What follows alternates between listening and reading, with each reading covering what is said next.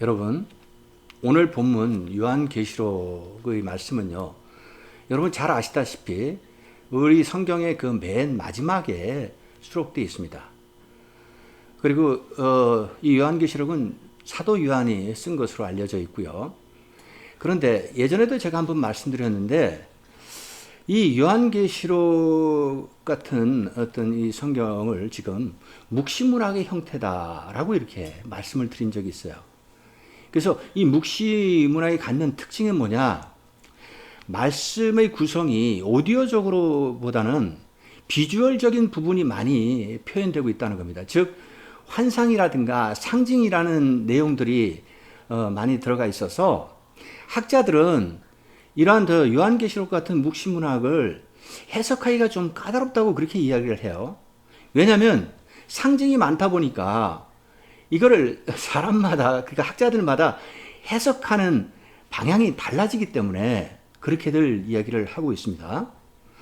그리고 이와 같은 묵시문의 형태가 많이 나타난 시대가 언제냐면 BC 2세기서부터 AD 1세기까지 많이 나타났는데, 왜냐하면 그 시기가 하나님의 말씀이 끊어진 시기예요. 그래서 학자들은 말씀이 암흑기라고 그러거든요. 그러다 보니까 사람들이 이와 같은 묵시문학의 형태를 많이 썼다는 겁니다. 그리고 그 당시에 시대적인 상황이 어땠냐? 로마 제국이 전 세계를 통치하면서 많은 탄압과 박해를 하고 있다 보니까 그리스도인들도 그런 어떤 박해와 핍박 속에서 많은 고통을 당하고 고난을 당하고 있었던 겁니다. 그래서 그들이 바라는 주제가 뭐냐면 주로 종말론의 주제를 다루고 있다는 거죠. 그래서 예수 그리스도가 빨리 이 땅에 재림하시기를 바라는 그런 소망으로 이와 같은 글들을 썼던 거예요. 자, 그래서 학자들은 또 우리 성경에서 보면 구약에서는 다니엘서와 에스겔서가 묵시문학의 형태라고 이야기하고 있고, 그리고 신약에서는 요한계시록이 묵시문학의 형태다라고 이렇게 이야기를 하고 있는 겁니다. 자, 그럼 이어서요, 요한계시록은 왜 쓰여졌는지 그 이유와 그리고 또 그 배경에 대해서 좀 말씀을 드리도록 하겠습니다. 자, 먼저 우리가 이유에 대해서 좀 말씀을 나눠보면, 요한계시록 오늘 본문에 1장 1절에 지금 사도 요한이 뭐라고 기록하고 있냐면요, 예수 그리스도의 계시라, 이는 하나님이 그에게 주사 반드시 속히 일어날 일들을 그 종들에게 보이시려고 그의 천사를 그 종 요한에게 보내어 알게 하신 것이라. 자, 지금 거의 요한계시록의 정의가 무엇인가를 사도 요한이 예수 그리스도의 계시라라고 화두를 던지고 있어요. 그러니까 예수 그리스도의 계시를 받아서 적은 것이 바로 요한계시록이라는 겁니다. 근데 이 요한계시록의 그 말씀을 어떤 과정을 통해서 받았느냐? 하나님께서 먼저 예수 그리스도에게 주셨고, 예수 그리스도는 그 말씀을 자신의 천사를 통해서 요한에게, 사도 요한에게 그걸 보냈다는 겁니다. 그래서 사도 요한이 이 요한계시록을 써서 그것을 이 교회와 성도들에게 알리게끔 했던 것이 바로 요한계시록이다라고 지금 강조하고 있는 거예요. 그리고 2절을 한번 보세요. 그리고 또 1절에서 또 뭐라고 하냐면, 이 내용이 반드시 속히 일어날 일에 대해서 썼다라고 기록하고 있어요. 반드시 속히 일어날 일은 뭘 상징하는 겁니까? 그러면 이건 바로 예수 그리스도가 재림하신다는 거, 그거에 대해서 썼다는 것이 주된 내용이라는 거죠. 자, 그리고 2절에서 요한은 하나님의 말씀과 예수 그리스도의 증거, 곧 자기가 본 것을 다 증언하였느니라. 그러니까 이 주된 내용을 뭐라고 정리하고 있냐면, 하나님의 그 말씀, 계시의 말씀, 그리고 예수 그리스도가 증거했던 그 증언들을 자기는 이와 같이 기록을 했다라고 지금 강조하고 있는 겁니다. 자, 그리고 3절을 한번 또 보시면, 이 예언의 말씀을 읽는 자와 듣는 자와 그 가운데 기록한 것을 지키는 자는 복이 있나니 때가 가까움이라. 여기서 또 다른 이유를 이야기하고 있는데, 이 하나님의 그 계시의 말씀, 그리고 또 이 말씀을 읽는 자와 듣는 자, 그리고 말씀을 기록한 것을 지키려고 하는 자는 하나님께서 어떻게 하신다는 거예요? 그에게 축복을 주신다고 약속을 했기 때문에 이 요한계시록을 썼다는 거죠. 자, 그리고 또 3절 후반부에서 뭐라고 그러냐면 때가 가까움이라 라고 지금 기록하고 있어요. 여기서 이 때가 가까운다는 것은 무엇을 상징하느냐? 예수 그리스도의 재림 때가 우리에게 가까이 왔다라는 겁니다. 그럼 그 때는 우리 사람들, 인간들이 사용하는 이 크로노스의 시간, 그것을 이야기하는 거냐? 그게 아니라는 거죠. 이거는 하나님이 주관하시고 하나님이 다스리시는 그때, 카이로스의 시간, 그 때에 예수 그리스도가 재림하신다는 겁니다. 그러니까 우리 인간들은 예수 그리스도가 언제 재림하실 거를 모르는 거예요. 우리는 알 수가 없어요. 오직 그 때를 아시는 분은 하나님이신 것을 강조하고 있다는 거죠. 우리가 이것을 분명히 깨닫고 오늘 본문을 이해해야 된다는 겁니다. 자, 그러면 이어서 요한계시록이 쓰여졌던 그 시대적인 배경에 대해서 말씀을 드리겠는데, 자, 이 시기가 어느 때였느냐? 그 당시에는 로마 제국이 통치를 하고 있었어요. 그래서 로마 제국에 도미티아누스라는 황제가 등극을 했는데, 이 황제는 자신이 다스리는 모든 통치하는 그 지역에 자신을 신으로 인정하기를 원했던 겁니다. 그래서 자신을 신격화시켰어요. 그러니까 하나님을 제외하고 자신이 신이 되고자 했던 겁니다. 근데 우리 기독교인들, 그리스도인들은요, 이걸 인정할 수가 없잖아요. 그래서 그리스도인들은 유일한 하나님만을 신으로 섬기기 때문에 이와 같은 황제의 정책에 대해서 반기를 들었던 겁니다. 반대했던 거예요.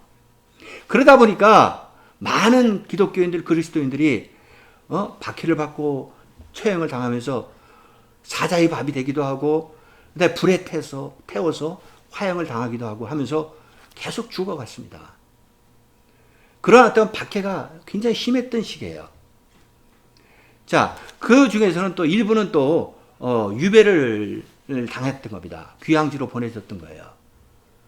또 어떤 그리스도인들은 또 황제의 그러한 어떤 정책에 동의를 하면서 타협을 하고 또 자신의 생명을 보존시키기 위해서 배교까지 했던 겁니다. 그런 사람들도 있었어요. 그게 그 당시의 현실이라는 거죠. 여러분, 혹시 기독교 영화인데 반모섬에서의 요한계시록이라는 영화를 보신 적이 있습니까? 이건 지금 유튜브에 가면요, 무료로 볼 수 있는 영화예요. 그 내용을 잠깐 말씀드리면, 그러니까 사도 요한이 복음을 전하다가 결국은 로마 병사들에게 붙잡혀 갑니다. 그래서 도미티아누스 황제 앞에 끌려가는데 황제가 어떻게든지 사도 요한을 죽이려고 해요. 그래서 그 황제가 막 고문을 하고 고초를 하는데 그 가운데 사도 요한이 하나님께 나아가 이렇게 기도를 합니다. 주여, 당신의 자녀들이 얼마나 더 고통을 당하고 이렇게 죽어야 됩니까? 하고 하소연하고 울부짖어요. 근데 다행히도 하나님께서 성령의 보호하심 아래서 사도 요한을 살려주십니다. 그 고문을 받고 그 고난을 당하고 죽임까지도 당하려고 하는데도 살려주세요. 여러 번 살려주십니다. 그래서 결국 그가 반모섬으로 유배를 당하게 된 거예요. 근데 이 반모섬은 그 당시에 이제 유배지로 이렇게 알려져 있었는데 사도 요한이 나이가 많이 들어서 이렇게 귀향을 보내줬기 때문에 굉장히 하루하루가 힘들었어요. 그러다 보니까 낙심도 하고 좌절도 하다가 어느 날 갑자기 예수 그리스도를 환상 속에서 보게 되는 겁니다. 그래서 예수님으로부터 계시를 받고 결국 그가 다시 마음을 굳게 잡고 예수 그리스도를 소망하며 나아갑니다. 그래서 결국 마지막 영화의 장면에서는 사도 요한이 하나님께 기도를 드리면서 뭐라고 그러냐면 God is love, 마라나타, 하나님은 사랑이십니다. 주여 속히 이 땅에 오시옵소서 라고 영화는 끝나게 됩니다. 따라서 오늘 본문의 제목을 뭐라고 정했냐면요, 반모섬에서 본 예수님의 계시라고 이렇게 정했는데, 오늘 본문에서 우리가 살펴보고자 하는 것은, 그러면 사도 요한이 반모섬에 지금 유배를 간 상태에서 과연 예수님은 환상 속에서 나타나셔서 어떤 말씀의 계시를 하셨는지 그걸 우리가 확인해 보자는 거예요.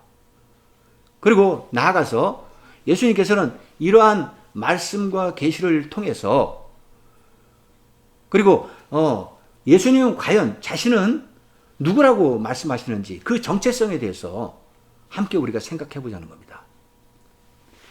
자, 그러면 오늘 본문을 보시겠습니다. 먼저 9절을 보세요. 제가 다시 한번 읽겠습니다. 나 요한은 너희 형제요 예수의 환난과 나라와 참음에 동참하는 자라. 하나님의 말씀과 예수를 증언하였으므로 말미암아 반모라 하는 섬에 있었더니. 지금 사도 요한이 자신을 소개하고 있어요. 머릿말을 쓰고 난 다음에 자신을 소개하고 있는 겁니다. 근데 뭐라고 합니까?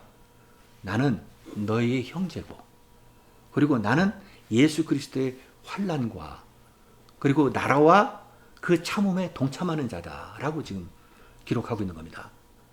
자, 그러면 지금 사도 요한이 자신은 사도잖아요. 근데 나는 형제라고 이야기하고 있어요. 그럼 왜 형제라고 이야기하고 있느냐? 그거는 자신을 지금 겸손하게 낮추고 있는 겁니다. 그러면서 나는 여러분들과 대등하고 동등한 관계다. 내가 뭐 특별히 뛰어난 사람이 아니다.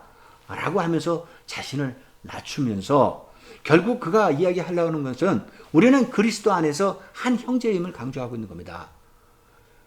그러면서 뭐라고 그랬습니까? 나는 예수 그리스도의 환난에 동참하는 자고, 그리고 하나님 나라를 소망하며 나아간다는 겁니다. 그리고 예수 그리스도가 재림하신 날까지 참고 인내하고 지금 기다리고 있다. 따라서 너희가 지금 하고자 하는 그런 생각과 믿음과 모든 방향이 나는 일치하는 사람이다.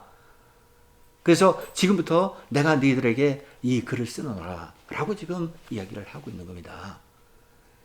자, 그리고 이어서 지금 요한이 뭐라고 그럽니까? 나는 지금 어디에 있다? 반모섬이라는 곳에 와 있다는 겁니다. 자, 왜 여기 와 있는 겁니까, 지금? 아까 앞에서도 제가 말씀드렸지만, 황제의 말을 거역하고, 하나님의 말씀과 예수 그리스도의 복음을 증거하다가, 이렇게 붙잡혀 왔다는 겁니다. 그걸 지금 이야기를 하고 있어요. 그러니까 지금 사도 요한의 그 마음의 밑바탕에는 뭐가 깔려있냐면요. 지금 나머지 11사도는 어땠습니까? 다 순교를 당해서 죽음을 당한 거예요. 이제 남아있는 사람은 사도는 자기 한 사람밖에 없어요. 근데 나도 곧 죽음을 당할 것을 생각한다는 겁니다. 그렇지만 내가 끝까지 그리스도의 복음을 전하고 사도로서의 내가 맡은 역할을 하겠다는 거예요. 그걸 지금 강조하고 있다는 겁니다. 자, 그러면 그날 반모섬에서 일어났던 상황은 어땠는지 그거에 대해서 우리가 좀 살펴보도록 하겠습니다. 10절과 11절을 보세요. 주의 날에 내가 성령의 감동이 되어 내 뒤에서 나는 나팔 소리 같은 큰 음성을 들으니 이르되 내가 보는 것을 두루마리에 써서 에베소, 서머나, 버가모, 두아디라, 사대, 빌라델비아, 라오디게아 등 7교회에 보내라 하시기로. 지금 예수님의 명령이 떨어졌어요. 근데 그때가 언제냐? 주의 날이라는 겁니다. 주의 날은 여러분 우리가 생각하기로는 예수 그리스도가 재림하셔서 우리를 심판하시는 마지막 날이라고 생각하시는데 그게 아니에요. 여기서의 주의 날은 예수님 십자가에 죽으시고 3일 만에 부활하셔서 부활하신 그 첫날, 그게 우리가 말하는 주일의 첫날입니다. 그래서 우리 기독교인들은 주의 날에 예배를 지금 드리고 있는 거예요. 예수 그리스도의 그 부활을 기념해서 드리고 있는 겁니다. 근데 유대인들이 지키는 안식일하고는 다르죠. 안식일은 언제입니까? 매주 금요일 오후 6시부터 그 다음날 토요일 오후 6시까지가 안식일이에요. 그래서 유대교는요, 이 안식일 날 하나님께 나아가 예배를 드리는 겁니다. 그러니까 기독교와 유대교의 차이점이에요. 자, 그럼 이 주의 날에 어떤 사건이 발생했는지 지금 사도 요한이 뭐라고 기록하고 있습니까? 자신이 성령의 감동이 되어서 뒤에서 무언가의 소리를 들었는데 그 소리가 나팔 소리와 같은 큰 음성이었다라고 지금 기록하고 있어요. 그러니까 이 상황을 잘 생각해 보면 어떤 상황이냐면 지금 주일날 사도 요한이 하나님 앞에 나아가 예배드리고 기도를 하고 있었던 거예요. 근데 성령님께서 사도 요한에게 성령의 감동이 되는 일을 벌이셨는데 그게 뭐냐? 바로 사도 요한의 그 뒤에서 나팔 소리와 같은 큰 음성의 소리를 듣게 하셨다는 겁니다. 그러면 이 나팔 소리와 같은 큰 음성은 뭐냐 이거죠. 이게 바로 예수 그리스도의 음성이라는 겁니다. 그래서 고린도전서 15장이나 데살로니가전서 4장에서 보면요. 거기서도 나팔 소리가 기록되어 있어요.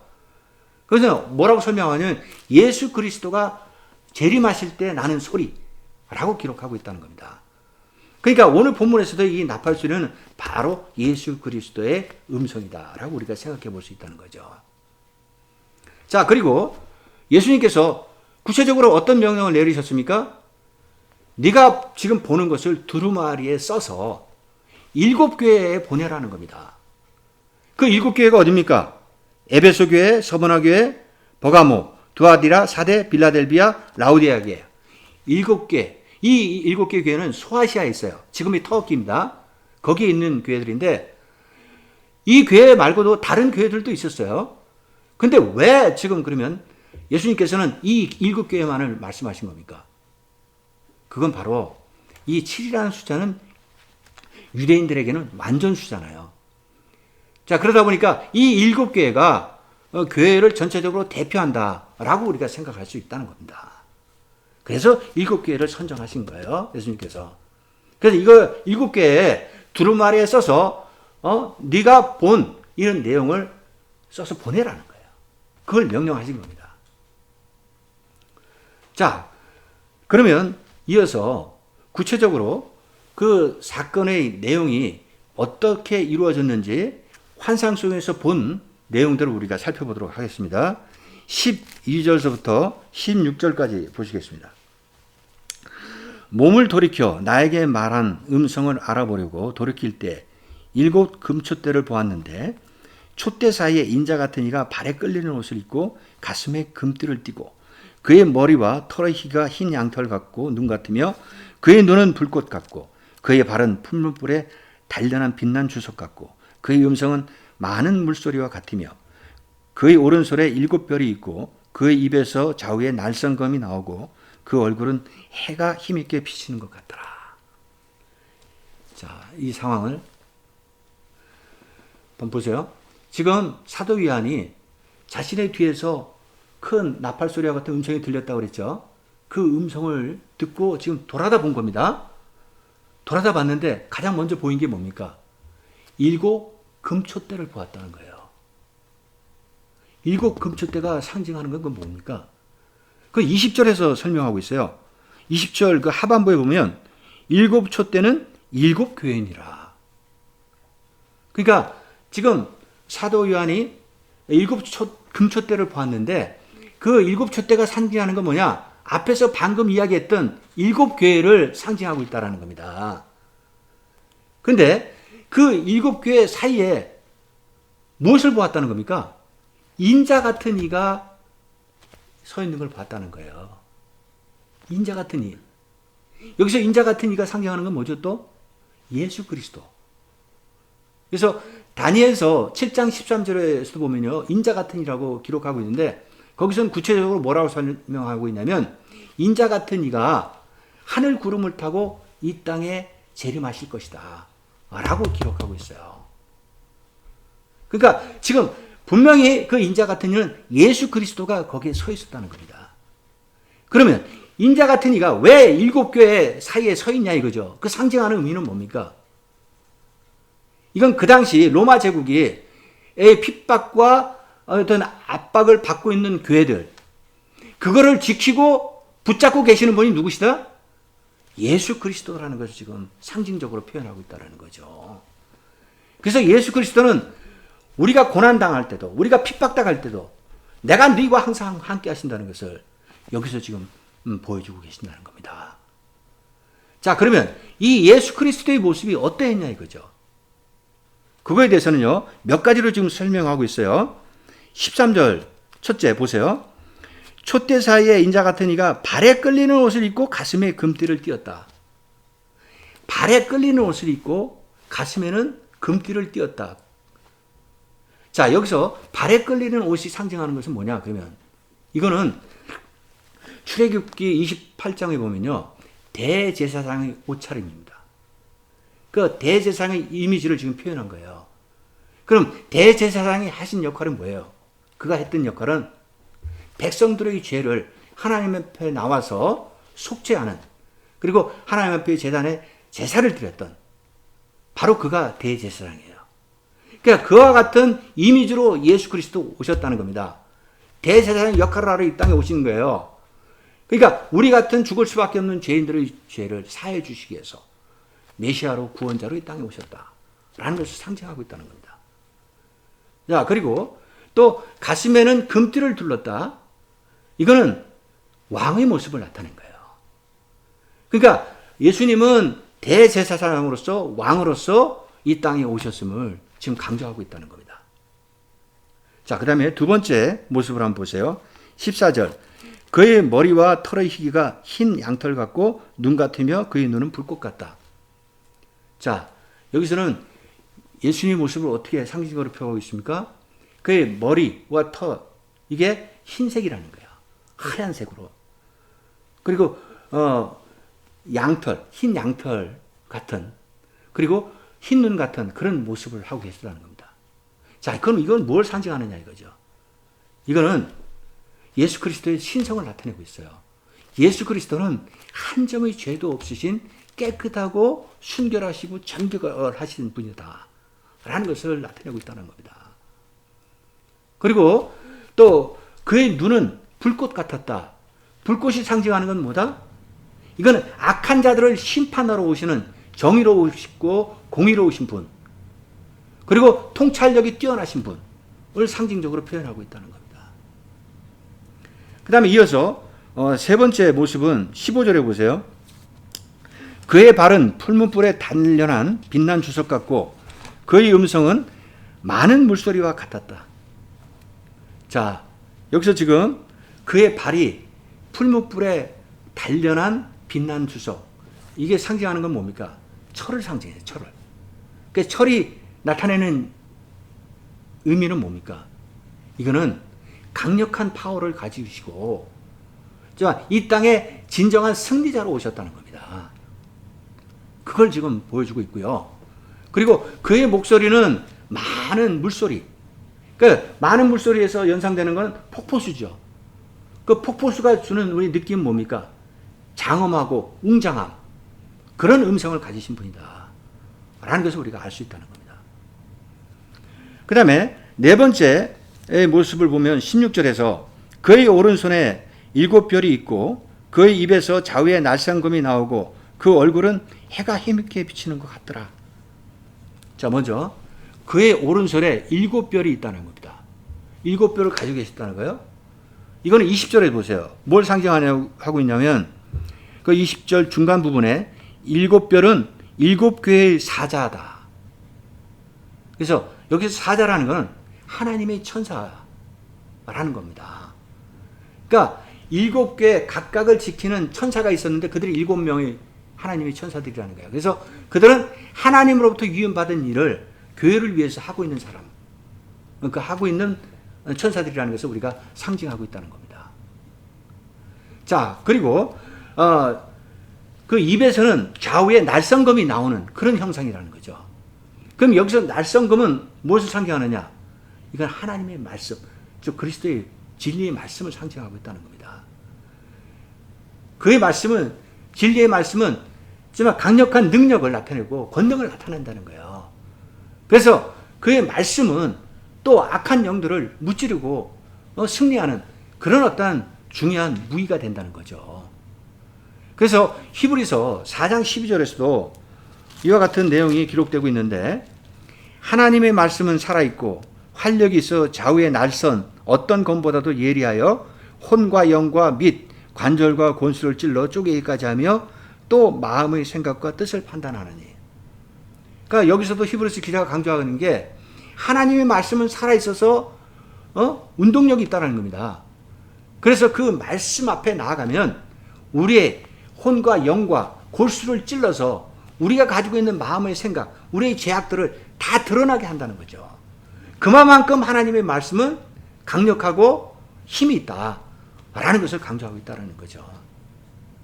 그리고 또 마지막에 뭐라고 기록하고 있습니까? 예수님의 얼굴에는 해가 힘있게 비치는 것 같다는 겁니다. 예수님의 얼굴에서 빛과 나는 그 빛 같은 광채가 보였다는 거죠. 그럼 여기서 말씀하고 있는 그 빛의 상징하는 의미는 무엇입니까? 이건 하나님의 영광을 나타내고 있는 거예요. 그래서 그 하나님의 영광스러운 모습을 예수 그리스도께서 빛으로 보여주시고 있다는 겁니다. 근데 이 모습은요, 사도 요한은 베드로와 또 야고보와 함께 변화산에서 이미 봤어요. 빛에서 이렇게 변화되시는 예수님의 그 영광스러운 모습 기억하시죠? 그 사도 요한은 이번에 다시 본 겁니다, 이걸. 그래서 이것이 상징하는 궁극적인 의미는 뭐냐? 결론적으로 예수님은 하나님의 영광스러운 모습을 입고, 그리고 이 땅에는 진정한 승리자로 오셨다는 것을 지금 강조하고 있다는 거죠. 그게 지금 예수님의 형상에서 나타난 모습이라는 것을 우리가 알 수 있다는 겁니다. 자, 그럼 이어서 17절부터 19절까지를 보시겠습니다.